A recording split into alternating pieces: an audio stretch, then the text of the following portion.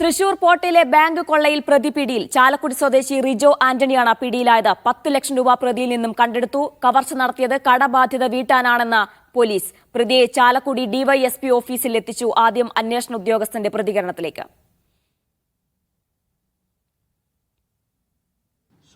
കാരണം അയാൾ പിടിക്കപ്പെടുമെന്ന് വിചാരിച്ചില്ല. അയാൾ വലിയ നിലയിൽ വലിയ വീടൊക്കെ വെച്ച് നാട്ടുകാരുടെ എല്ലാം മുമ്പിൽ വലിയ ആളായിട്ട് ജീവിക്കുന്ന ഒരാളാണ്. അയാളുടെ വീട് കണ്ടല്ലോ നിങ്ങൾ, വലിയൊരു വീടാണ്, വലിയ സൗകര്യമായിട്ട് ജനങ്ങളുടെ മുമ്പിൽ അയാൾ വലിയ ആളായിട്ട്. കാരണം ഭാര്യ പുറത്താണ്, വലിയ ജോലിയുണ്ട്. അയാൾ ആക്ച്വലി ഞെട്ടിപ്പോയി. അയാൾ തന്നെ പറയുന്നുണ്ട്, ഞാൻ ഒരിക്കലും എന്നെ പിടിക്കുമെന്ന് വിചാരിച്ചില്ലെന്ന് പറയുന്നത്. അല്ലെങ്കിൽ അയാൾ ഉച്ചയ്ക്ക് ശേഷം നിങ്ങളുടെ ഈ പരിസരത്തെല്ലാം കറങ്ങുന്നുണ്ട്. അപ്പൊ പ്രതി സ്വാഭാവികമായിട്ട് കണ്ടിട്ടുണ്ട്. പ്രതിയുടെ വീട്ടിൽ നിന്ന് കുടുംബസമ്മേളനം നടന്നിരുന്നു പറഞ്ഞു. അയാളുടെ വീട്ടിൽ കുടുംബസമ്മേളനം ഉണ്ടായിരുന്നു.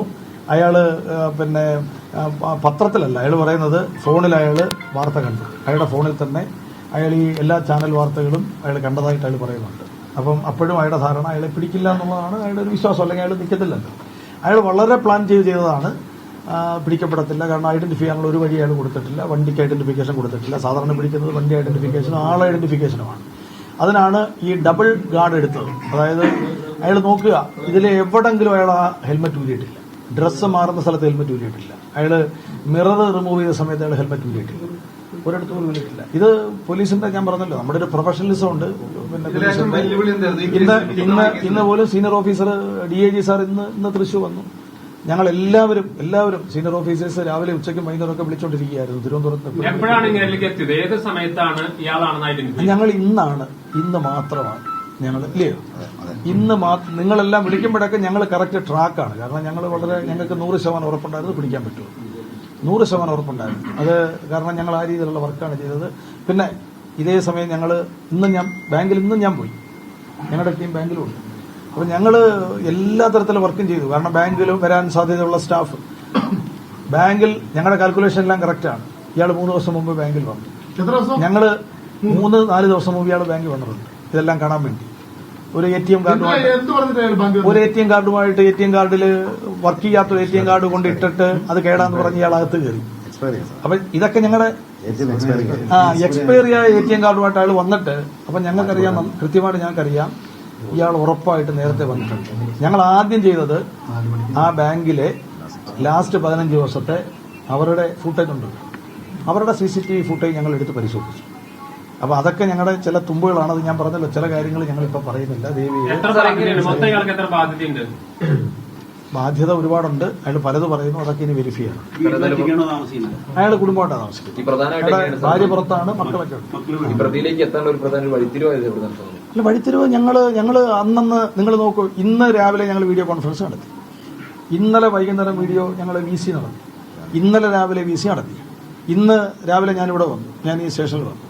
ഞങ്ങളുടെ സീനിയർ ഓഫീസേഴ്സ് എല്ലാം തന്നെ ഓരോ ദിവസവും ഇങ്ങനെ വിളിച്ച് എന്റെ പ്രോഗ്രസ്, എല്ലാ സപ്പോർട്ടും എന്ന് പറഞ്ഞാൽ ഈ ഒരു ടവർ അല്ലെങ്കിൽ കോൾ ഡീറ്റെയിൽസ് എന്നൊക്കെ പറയുന്നതൊന്നും അങ്ങനെ വെറുതെ എടുക്കാൻ പറ്റത്തില്ല. തിരുവനന്തപുരത്ത് സംസ്ഥാന പോലീസ് മേധാവി ഓർഡർ തന്നാൽ മാത്രമേ നമുക്കൊരു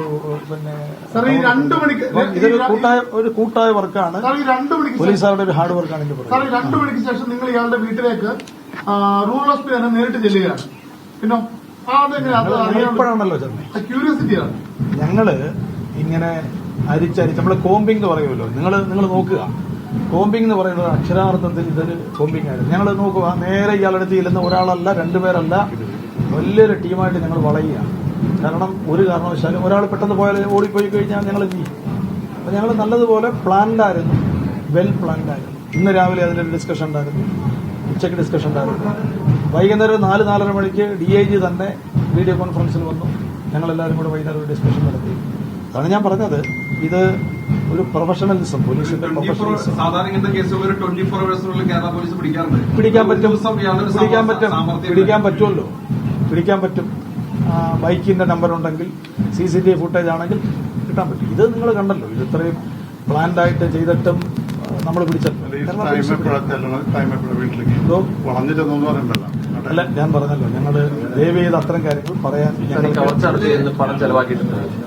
കവർച്ച അതാണ് ഞാൻ പറഞ്ഞത്. കവർച്ച നടത്തിയിട്ട് കുറച്ച് പൈസ എടുത്താൽ പറയുന്നു. പക്ഷേ വലിയ ബണ്ടിൽസ് സേഫായിട്ട് വെച്ചു എന്നാണ് അതിൽ നിന്ന് കിട്ടുന്ന സൂചന. അതെവിടാണെന്നൊന്ന് എടുക്കാനുണ്ട്. തീർച്ചയായിട്ടും ഞങ്ങൾക്ക് റിക്കവറി ഉണ്ടാവും. വരും ദിവസങ്ങളിൽ നിങ്ങൾക്ക് മനസ്സിലാവും. നൂറുകണക്കിന് നിങ്ങൾ ചോദിച്ചാൽ മതി. ഈ പട്ടണത്തില്, ഈ ചാലക്കുടി, കോട്ട, ഈ പരിസര പ്രദേശങ്ങളിൽ ഞങ്ങൾ ചെല്ലാത്ത മേഖലയില്ല. ഞങ്ങൾ ഞായറാഴ്ച വരെ എത്രയോ പേരെ വിളിച്ചുണർത്തി.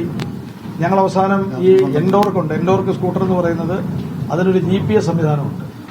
ഇൻബിൽറ്റ് ഉണ്ടോ എന്നൊരു സംശയം വന്നിട്ട് ഞങ്ങളത് ഫോൺ പെയ്ഡ് ആണെന്ന് നോക്കി. അതുവരെ ഞങ്ങൾ പരിശോധിച്ചു. അതിലും ഞങ്ങൾക്ക് ചില സൂചന കിട്ടി. അതൊന്നും ഞങ്ങളിപ്പോൾ പറയുന്നില്ല. ബാങ്ക് കവർച്ച ഈ സ്കൂട്ടറിന് ബാങ്ക് കവർച്ച എന്നുള്ള ഒറ്റ ഡിസിഷനിലേക്ക് പ്രതി എത്ര നാളെ മുമ്പ്